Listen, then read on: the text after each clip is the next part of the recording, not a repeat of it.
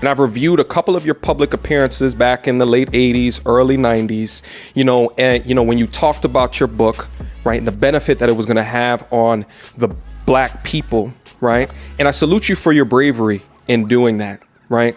So, and even in in the digital content creator space right now, we face a lot of opposition in the things that we talk about as well. So I just wanted to hear from you. What was it like going through that 30 years ago? Can you just speak about your experience? Oh boy, it was rough. It was rough, and at the same time, it was exciting.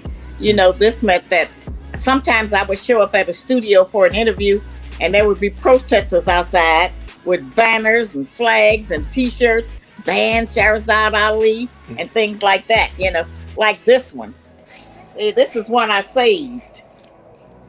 Uh-oh. No way. So they gave that to you? They handed it to you? Well, no, I had to send some of my people to go buy it. To go get it. Yeah. Shahrazad Ali. You've seen her on Donahue. And it's every Black man's right to slap a Black woman in the mouth. You've seen her on Sally Jesse Raphael. Oh, mine. A Black woman should not complain about sharing her Black man. Don't deny you denying it. See, that's... And you've seen her on Farm Report. Furthermore, if a Black hog wants to keep his style together, he should slap his Black fowl in the mouth when she needs it. Don't deny it. She's Shahrazad Ali, the author of The Black Man's Guide to Understanding the Black Woman. You've read her book. Now, get her new how-to video. This easy-to-follow step-by-step guide will make you, once again, the king of your domain. And you've had a lot of detractors over the past several decades. One of those I actually put into the introduction, Iyanla Vanzant. And the reason that I put that in is because when she addressed you, I think, was it Ronaldo? It might have been, I think it was Ronaldo. When she addressed you. My name is Iyanla Vanzant, and I am a Yoruba priestess and a cultural custodian. This is not our culture. This book is anti-cultural, anti-African, and anti-historical. Wait a minute.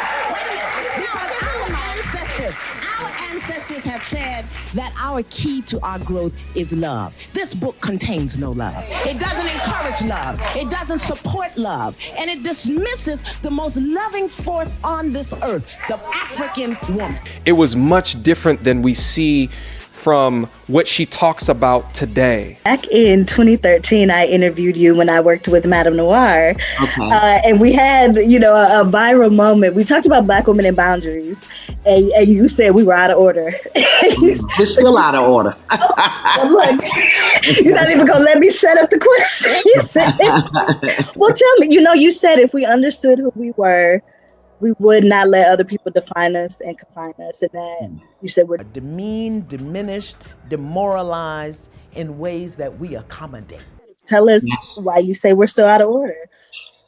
I think now because we get paid to be out of order now. Okay. Some of the images that we allowed to be portrayed of us, some of the ways that we behave and treat each other publicly. What did Iyanla say? Close your legs and open your heart. She said that because she's 70 years old and her stuff dried up. Out of order. That we dishonor, betray, and defile one another. Oh! How did we get here? I laugh at my mother. I feel like she was a fool to be with my father. Honestly, let's say what it really is.